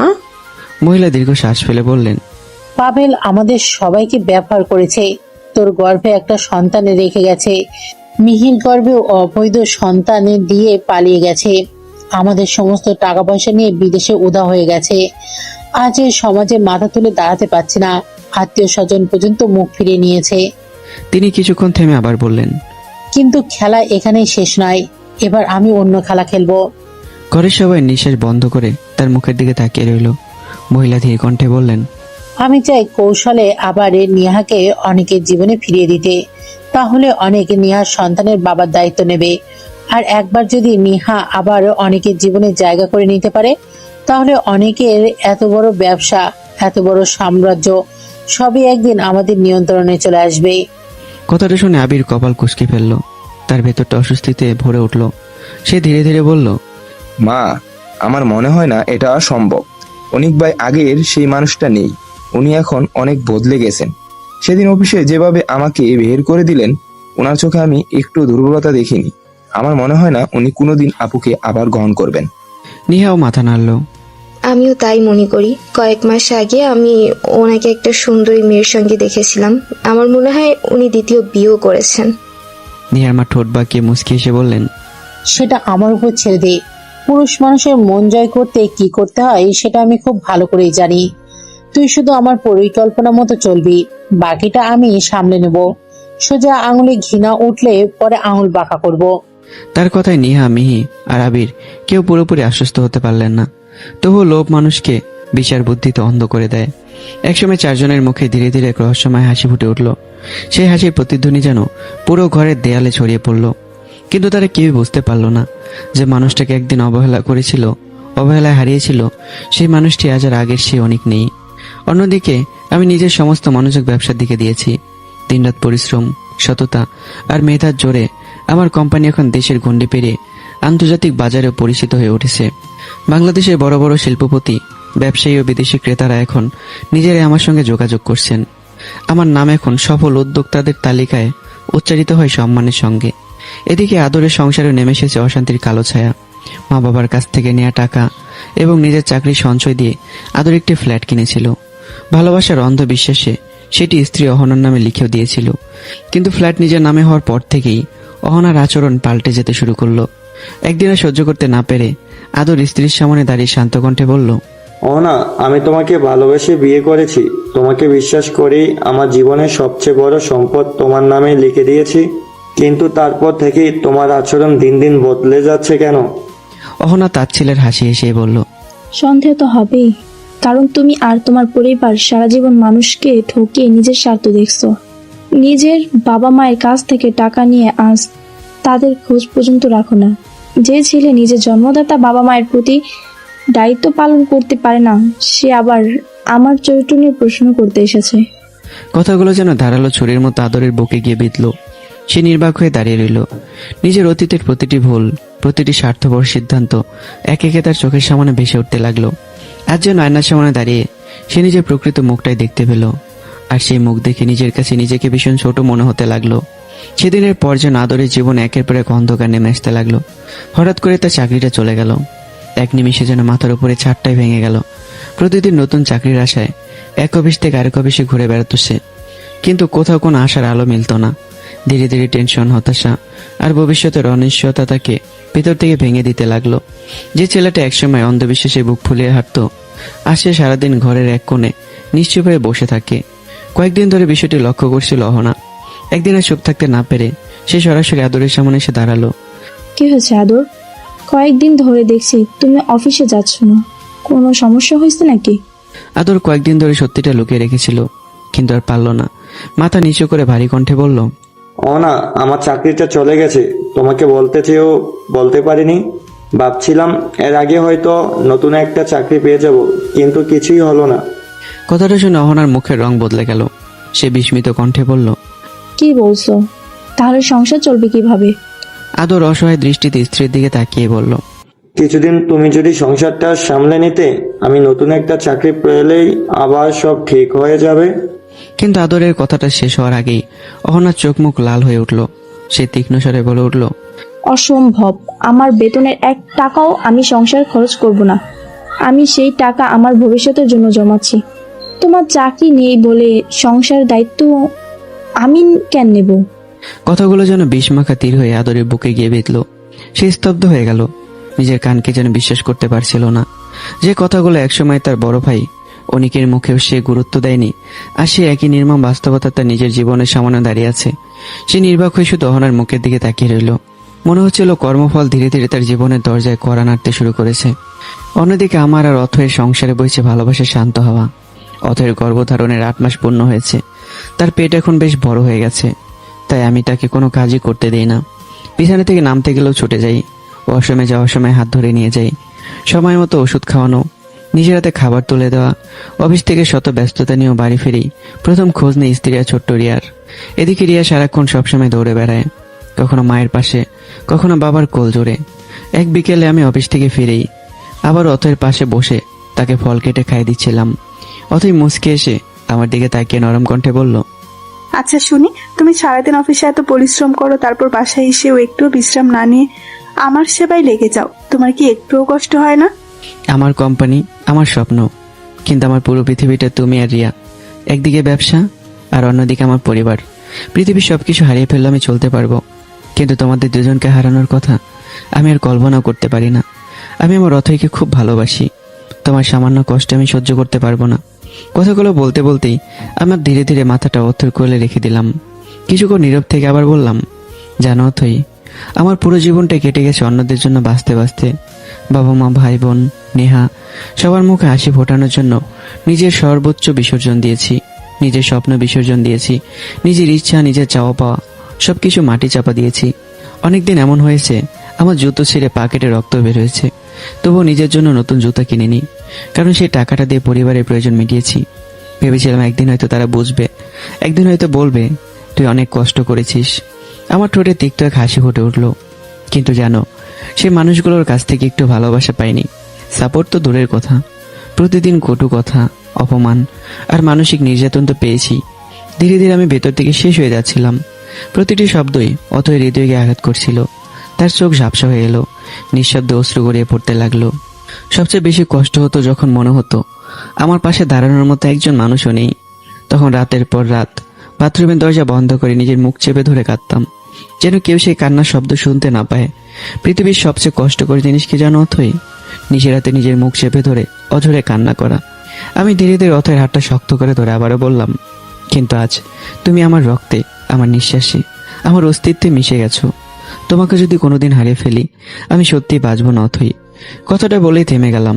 হঠাৎ অনুভব করলাম আমার মুখের ওপর টুপটাপ করে কয়েক ফোঁটা জল গড়িয়ে পড়ছে। চমকে উঠে উপরে তাকাতে দেখলাম অথই অঝরে কাঁদছে। চোখের জল থামানোর কোনো চেষ্টাই করছে না সে। পর মুহূর্তেই অথই কাপা হাতে আমার ঠোঁট চেপে ধরলো, কাঁদতে কাঁদতে বলল, চুপ, একদম চুপ। আমার অশুভ কথা আর কোনোদিন মুখে আনবে না। অথই আমার কপালে আলতো করে চুমু খেয়ে ফিসফাস করে বলল, আমি তোমার ঐথ। এই শরীরের প্রথম স্পর্শ যেমন তোমার ছিল, শেষ স্পর্শটাও তোমারই থাকবে। মৃত্যু ছাড়া কেউ আমাকে তোমার কাছ থেকে আলাদা করতে পারবে না। যতদিন আমার নিঃশ্বাস চলবে ততদিন আমি তোমার হাত ছেড়ে কোথাও যাব না। কথাগুলো শুনে আমি নিজেকে সামলাতে পারলাম না। আমি মুখটা একেবারে অথয়ের কোলে গুজে দিলাম। 2 হাত দিয়ে স্ত্রীকে শক্ত করে জড়িয়ে ধরে হামা করে কেঁদে উঠলাম। সে কান্না কোনো দুর্বল মানুষের কান্না ছিল না, সেটা ছিল বছরের পর বছর বুকের ভেতর জমে থাকা অপমান, অবহেলা, না পাওয়া ভালোবাসা আর অসহায়ত্বের বিস্ফোরণ। অথই জীবনে প্রথমবার দেখলো একজন পুরুষ শিশুর মতো ভেঙে পড়ে কাঁদতে পারে। সে আমার মাথায় আলতো করে হাত বুলে দিতে লাগলো। মনে মনে শুধু একটাই প্রতিজ্ঞা করলো, এই মানুষটার চোখে আর কোনোদিন কষ্টের অশ্রু দেখতে দেব না। তার জীবনের প্রতিটি অপূর্ণতা, প্রতিটি ক্ষত নিজের ভালোবাসা দিয়ে একদিন না একদিন পূরণ করেই ছাড়বে। সেদিনের সে রাতটা ছিল আমার জীবনের এক নতুন জন্মের রাত। বছরের পর বছর বুকের ভেতর জমে থাকা অপমান, না পাওয়া ভালোবাসা, অবহেলা আর অসহায়ত্ব সবকিছু যেন অশ্রু স্রোতে মুছে গেল। যে কষ্টগুলো এতদিন একা বয়ে বেরিয়েছি, সেদিন আর সেগুলো শুধু আর আমার একা রইল না। অথই স্বামীর প্রতিটি যন্ত্রণা নিজের বুকের ভেতর জায়গা করে নিল। সে অনুভব করছিল আমার প্রতিটি ক্ষত যেন তার নিজের হৃদয়ে তৈরি হয়েছে। স্বামীকে শক্ত করে বুকে জড়িয়ে ধরে সে মনে মনে প্রতিজ্ঞা করলো, আজ থেকে মানুষটার কোনো কষ্ট আর একার থাকবে না। প্রতিটি দুঃখ, প্রতিটি ব্যথা, প্রতিটি অশ্রুর অংশীদার অথই নিজেই হবে। সেই রাতে সেই দুজন মানুষ শুধু স্বামী স্ত্রী নয়, একে অপরের সুখ দুঃখের আজীবনের সঙ্গী হয়ে উঠল। দুদিন পর আদর একা বসে ল্যাপটপে বিভিন্ন প্রতিষ্ঠানে চাকরির আবেদন করছিল। প্রতিটা আবেদন যেন শেষ আসার প্রদীপ। হঠাৎ অহনা এসে তার সামনে দাঁড়িয়ে কয়েকটি কাগজ ছুড়ে দিয়ে বলল, আদর, এখানে সই করে দাও। আদর অবাক হয়ে কাগজগুলোর দিকে তাকালো, বুড়ুকুসকে জিজ্ঞাসা করলো। অহনা ঠান্ডা গলায় উত্তর দিল, ডিভোর্স পেপার। আমি কোনো বেকার কর্মহীন মানুষের সঙ্গে সংসার করতে পারবো না। কথাটা শুনে আদরের মনে হলো যেন মাথার উপরে পুরো আকাশটা ভেঙে পড়েছে। পায়ের নিচের মাটি সরে গেল। সে বিস্ফোরিত চোখে স্ত্রীর দিকে তাকিয়ে কাপা গলায় বলল, অহনা, এসব কি বলছো? তোমাকে ভালোবাসে আমি আমার ফ্ল্যাট পর্যন্ত তোমার নামে লিখে দিয়েছি। তোমার জন্য নিজের মা বাবাকেও ছেড়ে এসেছি, আর আজ আমার বিপদের দিনে তুমিও আমার হাল ছেড়ে দিচ্ছ। অহনা ঠোঁট বাঁকিয়ে তার ছেলের হাসি আসলো। আদর, তুমি সত্যি বাস্তবতা থেকে অনেক দূরে থাকো। এখনো ভালোবাসা খুঁজে বেড়াও। এই পৃথিবীতে ভালোবাসার চেয়ে টাকার মূল্য অনেক বেশি। যেখানে টাকা আছে সেখানেই মানুষ থাকে, যেখানে টাকা নেই সেখানে সম্পর্ক টেকে না। কথাগুলো আদরের বুক ছিঁড়ে ভেতরে ঢুকে গেল। সে দুহাত দিয়ে নিজের কান চেপে ধরল, চোখ বন্ধ করে মনে মনে প্রার্থনা করলো, হে আল্লাহ, এটা যদি একটা দুঃস্বপ্ন হয় তাহলে এখনই আমার ঘুম ভেঙে যাক। কিন্তু বাস্তবতা কখনো স্বপ্নের মতো ভেঙে যায় না। অহনা আবারও কঠোর কণ্ঠে বলল, কি হলো, সই করবে নাকি আমি আইনের ব্যবস্থা নিব? দরকার হলে পুলিশ ডাকবো।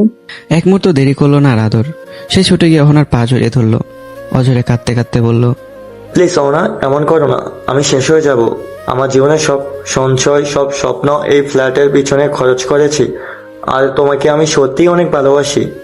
অহনার হৃদয় একটু নরম হলো না, বরং ঘৃণা ভরা দৃষ্টিতে তাকিয়ে সজোরে একটি লাথি মারল আদরের বুকে। আদর কয়েক হাত দূরে ছিটকে পড়ল। অহনা দাঁত চেপে বলল, চুপচাপ সই কর, না হলে পুলিশ ডাকবো। তখন ডিভোর্স তো হবে, আবার পুলিশের লাঠিও খেতে হবে। আর কোনো উপায় ছিল না। কাঁপতে থাকা হাতে আদর ডিভোর্সের কাগজে স্বাক্ষর করে দিল। স্বাক্ষর শেষ করে ভাঙা গলায় বলল, সই তো করেই দিলাম, এবার অন্তত আমার ফ্ল্যাটটা ফিরিয়ে দাও। ওইটা তো আমার কষ্টের টাকার কেনা। আদরের কথা শেষ হওয়ার আগে অহনা ফোন করলো। কিছুক্ষণ পর দুজন বলিষ্ঠ লোক এসে আদরকে নির্মমভাবে মারধর করে ফ্ল্যাটের বাইরে ছুঁড়ে ফেলে দিল। দরজার সামনে দাঁড়িয়ে অহনা বিদ্রুপের হাসি হেসে বলল, এই ফ্ল্যাট এখন আমার। তোর টাকায় কিনেছিস, তার কোনো প্রমাণ আছে? আর যদি কোনোদিন এই ফ্ল্যাটের আশেপাশেও তোকে দেখি, তাহলে পা ভেঙে রাস্তায় ফেলে রাখবো। কথাগুলো বলেই দরজাটা সজোরে বন্ধ করে দিল সে। বন্ধ দরজার দিকে অনেকক্ষণ নির্বাক হয়ে তাকিয়ে রইল আদর। তারপর হঠাৎই বুক চাপড়ে কাঁদতে কাঁদতে নিজের সঙ্গেই কথা বলতে লাগলো, মানুষ ঠিকই বলে, পাপ কাউকে ছাড়ে না। আমি আমার বড় ভাই অনিকের সঙ্গে যা করেছি, নিজের বাবার সঙ্গে যা বিশ্বাসঘাতকতা করেছি, আজ আমি তারই শাস্তি পাচ্ছি। তার চোখ বেয়ে টপ টপ করে অশ্রু গড়িয়ে পড়তে লাগলো।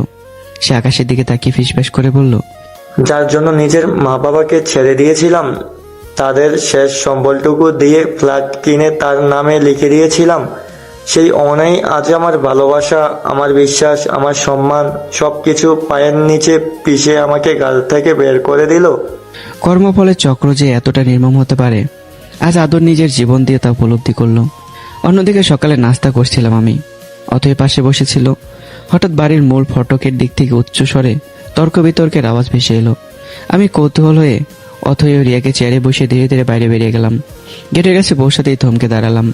সেখানে দাঁড়িয়ে আছে নিহা, তার মা, ছোট বোন মিহি ও তার ভাই আবির। চারজনই দারোয়ানের সঙ্গে উত্তপ্ত বাক বিতর্কতায় জড়িয়ে পড়েছে। নিহার আগে কাঁপতে কাঁপতে দারোয়ানকে বলছে, আমাকে ভেতরে যেতে দিন, আমি বাড়ির বউ, মিস্টার অনিক আমার স্বামী। দারোয়ানের সঙ্গে তুমুল কথাবার্তা চলছিল। হঠাৎই নিহার মা আঙ্গুল ধরে চিৎকার করে উঠল, এই দারোয়ানের বাচ্চা, আমাদের ভেতরে যেতে দে।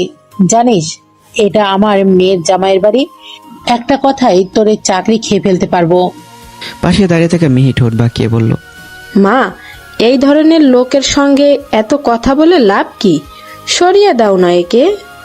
মিহির কথায় উত্তেজিত হয়ে আবির দারোয়ানকে ধাক্কা দিতে উদ্যোগ হতেই ঠিক সেই মুহূর্তেই বজ্রপাতের মতো একটি কণ্ঠ ভেসে এলো, 1 ইঞ্চিও সামনে আসবে না। সবাই একসঙ্গে ঘুরে তাকালো। মেন গেটের ভিতর থেকে ধীর অথচ কঠোর পদক্ষেপে এগিয়ে আসছে আমি। আমার চোখ দুটো রক্তিম, চল শক্ত, মুখে এমন এক কঠিন অভিব্যক্তি যা দেখে মুহূর্তে আবিরের পা থেমে গেল। আমি দারোয়ানের সামনে গিয়ে শান্ত কিন্তু ধারালো কণ্ঠে বললাম, আপনি নিজের জায়গায় দাঁড়িয়ে থাকুন। এরা যদি আর একবার ভেতরে ঢোকার চেষ্টা করে এরপর কি হবে তার দায়িত্ব আমার নয়। আমার কণ্ঠে দৃঢ়তা শুনে নিহা, মিহি, তাদের মা এবং আবির সবাই থমকে গেল। কয়েক সেকেন্ডে কেউ কোনো কথা বলতে পারলো না। তারপর নিহা আচমকা কান্নার অভিনয় শুরু করলো। চোখ মুছে কাপা গলায় বলল, অনেক, আমি তোমার নেহা, তোমার ভালোবাসা, তোমার স্ত্রী, তোমার সন্তানের মা। আমাকে কি সত্যি এই বাড়ির ভেতরে ঢুকতে দেবে না? প্লিজ আমাকে ফিরিয়ে দিও না। মানুষ ভুল করে, আমিও না হয় একটা ভুল করেছি। প্রতিটি শব্দ যেন আমার বুকের পুরনো ক্ষতগুলোকে আবার রক্তাক্ত করে দিল। আমার শিরা উপশিরায় রাগের আগুন জ্বলে উঠল, কিন্তু নিহা থামলো না। সে আরো এক ধাপ এগিয়ে এসে বলল, প্লিজ অনেক, তোমার জন্যই তো আমি আমার পরিবার ছেড়ে এসেছিলাম। আজকে কি আমাকে আর একটা সুযোগ দিতে পারবে না? এই কথাটা শুনেই আমার ধৈর্যের বাঁধ সম্পূর্ণ ভেঙে গেল। চুপ, একদম চুপ। আমার কণ্ঠের তীব্রতে চারপাশ মুহূর্তে স্তব্ধ হয়ে গেল। আমার চোখ দুটো রাগে লাল হয়ে উঠেছে। ভালোবাসা? তোর মুখে ভালোবাসার কথা মানায় না।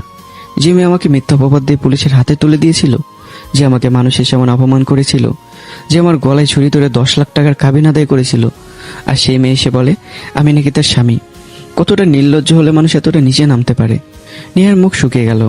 ঠিক তখনই তার মা কাঁদো কাঁদো গলায় এগিয়ে এসে বলল, বাবা অনেক, আমার মেয়েটা না হয় ভুল করেছে, একটা সুযোগ কি দেওয়া যায় না? আমি তোমার মায়ের বয়সী, তোমার মায়ের মতো করেই বলছি বাবা, ওকে আরেকটা সুযোগ দাও। এই কথাটা শুনেই আমার রাগ যেন আরো কয়েক গুণ বেড়ে গেল। চুপ, তোদের মতো মায়েদের জন্য আজ অসংখ্য সংসার ভেঙে যায়। মেয়েদের কানে বিষ ঢেলে স্বামী স্ত্রীর মাঝে আগুন লাগিয়ে একটা সুন্দর পরিবার ধ্বংস করে দিতে তোদের একটু হাত কাঁপে না। আর একটা কথা ভালো করে শুনে রাখো, আমার আর তোমার ডিভোর্স অনেক আগে হয়ে গেছে। আমাদের সম্পর্ক সেদিনই শেষ হয়ে গেছে। কথাটা শুনে নিহা কেঁপে উঠল, তার নিঃশ্বাস ভারী হয়ে এলো, কিন্তু পর মুহূর্তে সে মরিয়া হয়ে বলে উঠল, আমি সেই ডিভোর্সের কাগজ অনেক আগেই ছিঁড়ে ফেলেছি। কাগজ ছিঁড়ে ফেলেছি মানে ডিভোর্স তো শেষ। এখন আমাকে ভেতরে যেতে দাও। নিহার এই কথায় উপস্থিত সবাই অবিশ্বাসের দৃষ্টিতে তার দিকে তাকিয়ে রইল। ঠিক তখনই ভেতর থেকে আরেকটি কণ্ঠ ভেসে এলো। সেই কণ্ঠ ছিল এক অদম্য অধিকার, এক অসীম আত্মবিশ্বাস। অনেক শুধু আমার স্বামী। আমার স্বামীকে আমার কাছ থেকে কেড়ে নেওয়ার ক্ষমতা আল্লাহ ছাড়া পৃথিবীর আর কারণ নেই। সবাই একসঙ্গে ঘুরে তাকালো। ধীরে ধীরে কষ্ট করে পেট সামলে হাঁটতে হাঁটতে এগিয়ে আসছে অথই। 8 মাসের অন্তঃসত্ত্বা হয়েও তার চোখে ছিল অদম্য দৃঢ়তা। আমি মুহূর্তে দৌড়ে গিয়ে তাকে ধরে ফেললাম। অথই, তুমি এখানে এসেছো কেন? তোমার তো বিশ্রাম নেওয়ার কথা ছিল। অথই কোনো উত্তর দিল না। সে শুধু এসে আমার হাত শক্ত করে ধরে আমার পাশে দাঁড়ালো। দৃশ্যটা দেখে নিহার চোখ বিস্ময়ে বড় হয়ে গেল। সে এক দৃষ্টিতে আমার দিকে তাকিয়ে রইল, মনে মনে বলতে লাগলো, এত সুন্দর একটা মেয়ে, এই সৌন্দর্যের সামনে আমি যেন কিছুই না। অনেক, এমন একজন স্ত্রী কোথা থেকে পেল? ঈর্ষা, আফসোস আর হতাশা একসঙ্গে তার বুকের ভিতর মোচড় দিয়ে উঠল, কিন্তু তবুও সে নিজের স্বভাব বদলাতে পারল না। নিহা আবারও চিৎকার করে উঠল, আমার আর অনেকের মাঝে তুই কে? আমাকে আটকাবি? কখনোই পারবি না। অনেক শুধু আমাকে ভালোবাসে। নিহার মুখে নির্লজ্জ কথাগুলো শুনে আমি কয়েক মুহূর্ত নির্বাক হয়ে দাঁড়িয়ে রইলাম। তারপর গভীর দীর্ঘ শ্বাস ফেললাম। মনে মনে শুধু একটা প্রশ্নে ঘুরপাক খেতে লাগলো, একটা মানুষ, একটা পুরো পরিবার এতটা নির্লজ্জ, এতটা বেহায়া কিভাবে হতে পারে? এত অন্যায় করার পরও তাদের চোখে এক ফোঁটা অনুতাপ নেই।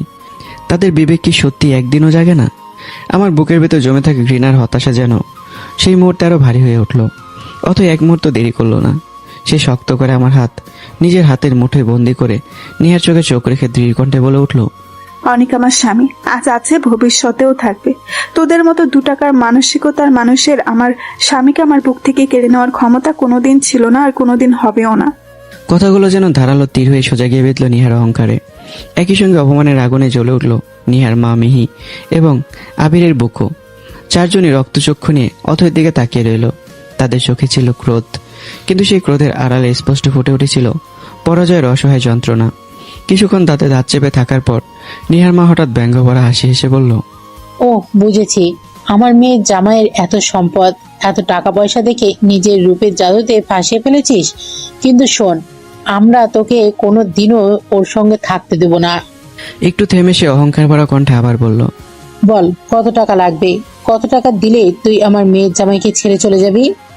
কথাটা শেষ হতেই অথই হঠাৎ অট্ট হাসিতে ফেটে পড়ল।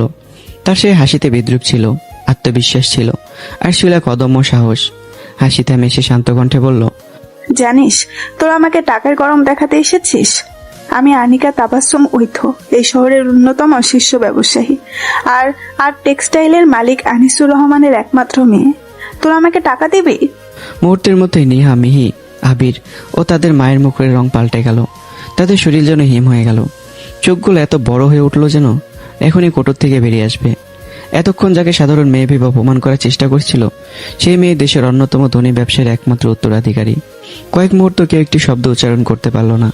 কিন্তু নেহা এত সহজে হার মানার মানুষ নয়। সে দাঁতে দাঁত চেপে আবার বলল, তার মানে তুই অনেককে ছাড়বি না? ঠিক আছে, দেখে নেব কতদিন আমার স্বামীর পাশে থাকতে পারিস।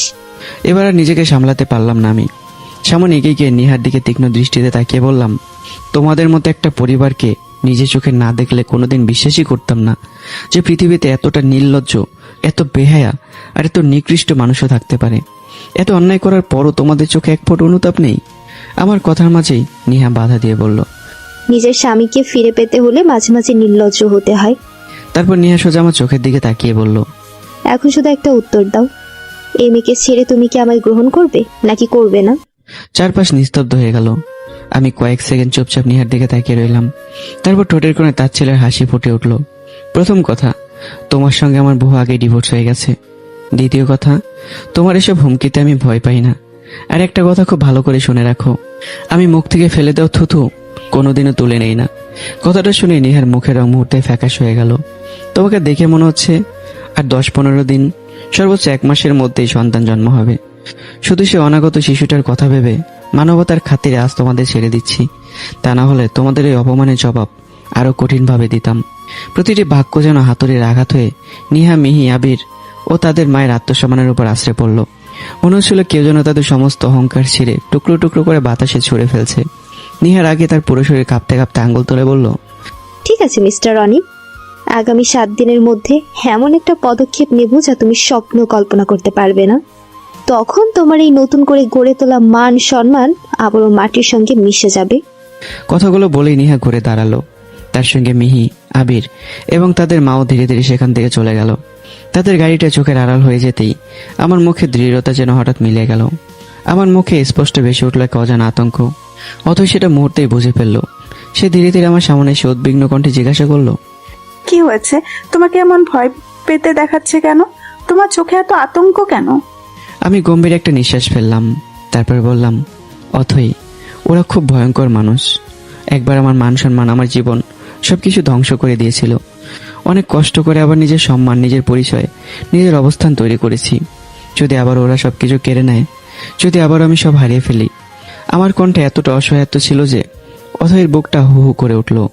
সে কোনো কথা না বলে দুহাতে আমার মুখটা নিজের দিকে ঘুরিয়ে নিল। তারপর খুব আলতো করে আমার কপালে ভালোবাসার একটু চুম্বন এঁকে দৃঢ় কণ্ঠে বলল, শোনো অনেক, যত ঝড় আসুক, যত তুফান আসুক, যত ষড়যন্ত্রই হোক, মৃত্যুর আগ পর্যন্ত আমি তোমার পাশেই থাকবো। পৃথিবীর সবাই তোমার বিরুদ্ধে চলে গেলেও তোমার স্ত্রী ঐথ কোনোদিন তোমার হাত ছাড়বে না। তোমার লড়াই আজ থেকে শুধু তোমার নয়, আমাদের দুজনের। অথয়ের প্রতিটি শব্দের জন্য আমার বুকের গভীরে নতুন প্রাণ সঞ্চয় করলো। মুহূর্তের মধ্যেই আমার চোখের ভয় মিলে যেতে শুরু করলো। জল শক্ত হয়ে উঠল, রক্তে আবার সাহস ফিরে এলো। মুখে ধীরে ধীরে ফুটে উঠল সেই আত্মবিশ্বাসী হাসি, যে হাসি হার মানতে জানে না, যে হাসি জানে পাশে যদি সত্যিকারের একজন মানুষ থাকে তবে পৃথিবীর সবচেয়ে বড় ঝড় একদিন থেমে যায়। অথয়ের নিজেকে ধরে রাখতে পারল না। সে নিঃশব্দে আমাকে শক্ত করে জড়িয়ে ধরল। তার দুহাত যেন আমাকে হারিয়ে ফেলার ভয়ে আর শক্ত হয়ে উঠল।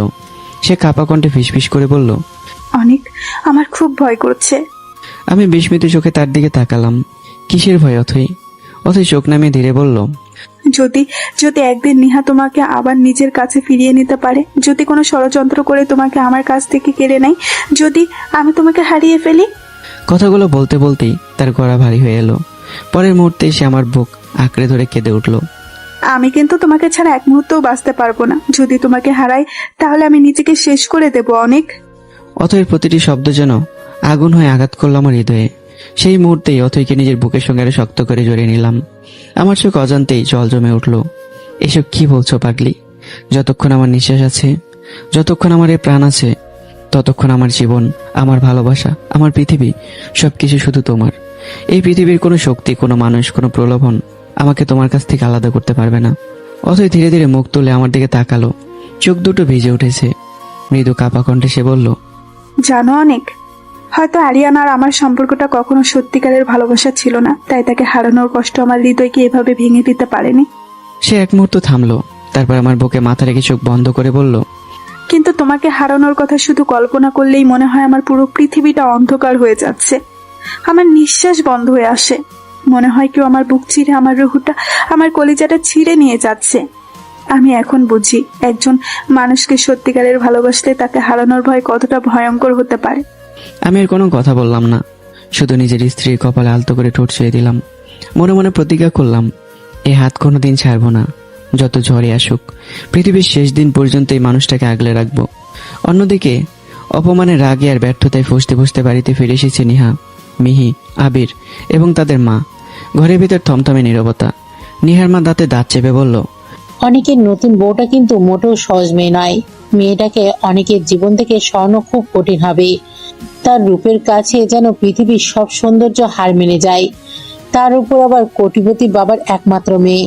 নিহার ঠোঁট কামড়ে কিছুক্ষণ চুপ করে রইল, তারপর ধীরে ধীরে মাথা তুলে বলল, জানি মা, রূপের দিক দিয়ে আমি কোনো দিনও ওর সঙ্গে পারবো না।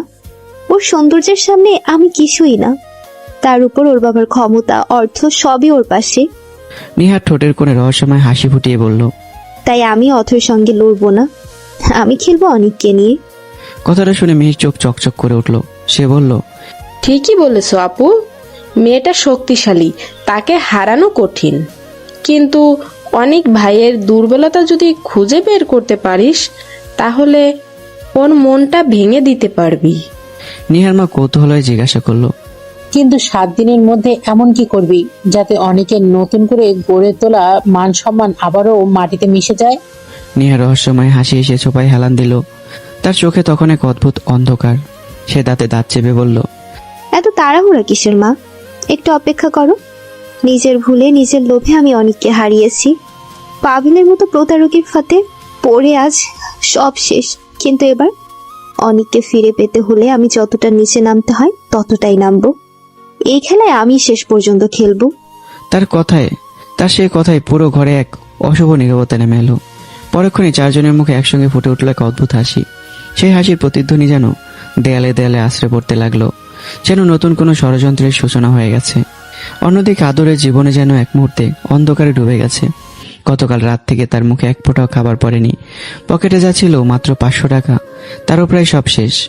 এখন অবশিষ্ট আছে মাত্র 30 টাকা।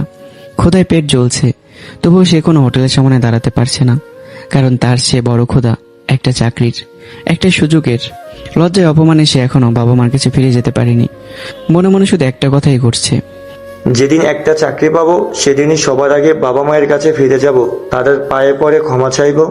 কিন্তু মানুষের জীবনে একটা প্রবাদ বারবার সত্যি হয়ে ফিরে আসে। যেখানে বাঘের হয় সেখানে রাত হয়। আর যখন আদরের সবচেয়ে বেশি একটা চাকরির প্রয়োজন, ঠিক তখনই চাকরিটা যেন তার কাছে সোনার হরিণ হয়ে গেছে। যতই দৌড়ায় ততই যেন সেটা তার নাগালের বাইরে সরে যাচ্ছে। সবার জীবনটা একটা বিভীষিকার মধ্যে পড়ে গেছে। এরপরে গল্পে আসতে চলেছে একটি নতুন মোড়, যে মোড়টা পুরো সবার জীবনটাকে ওলটপালট করে দেবে। তো কি হতে পারে এটা জানানো হবে এর পরের পর্বে। ইনশাল্লাহ আগামীকালই সবগুলো পর্ব একসাথে করে পুরো গল্পটা শেষ করে দেওয়া হবে। কেমন হচ্ছে গল্পটা কমেন্ট করবেন, আর সবাই চ্যানেলটা সাবস্ক্রাইব করে যাবেন। দেখা হচ্ছে আবারও। টাটা।